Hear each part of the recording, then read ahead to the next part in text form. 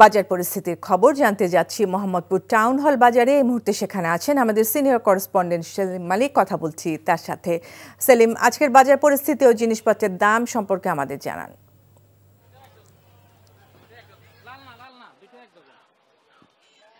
ফারজানা, চলতি সপ্তাহে আমরা দেখতে পাচ্ছি যে দাম কমার চেয়ে বেড়েছেই আসলে বেশিরভাগ সব পণ্যের দাম।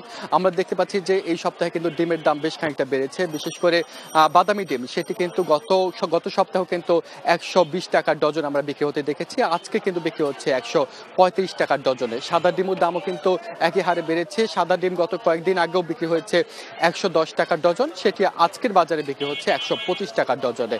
এছাড়া মুরগির দামও কিন্তু বেশ ঊর্ধ্বমুখী আমরা দেখতে পাচ্ছি। প্রতি কেজি ব্রয়লার মুরগি আজকের বাজারে বিক্রি হচ্ছে 170 টাকা কেজি দরে। সোনালিকা মুরগির দামও কিন্তু বেশ চড়া। সোনালিকা মুরগি বিক্রি হচ্ছে আজকে 320 থেকে 330 টাকা কেজির মধ্যে। এছাড়া যদি আমি মশলার কথা বলি, মশলার দামও কিন্তু বেশ খানিকটা বাড়তি দিকে দেখতে পাচ্ছি। বিশেষ করে পেঁয়াজের দামটা কিন্তু 10 টাকার মতো বেড়েছে। পেঁয়াজ কিন্তু গত সপ্তাহে বিক্রি হতো 60 টাকা কেজি দরে, আজকে বিক্রি হচ্ছে 70 টাকা কেজি।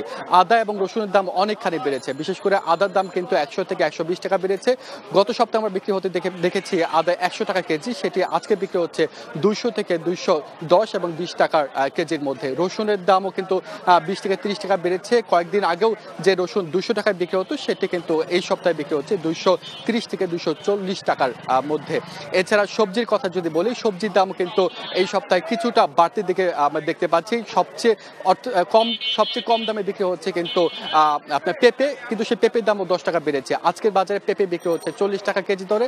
অন্যান্য সবজি 50, 60, 70 এবং 150 টাকা পর্যন্ত কিন্তু সবজি বিক্রি হচ্ছে।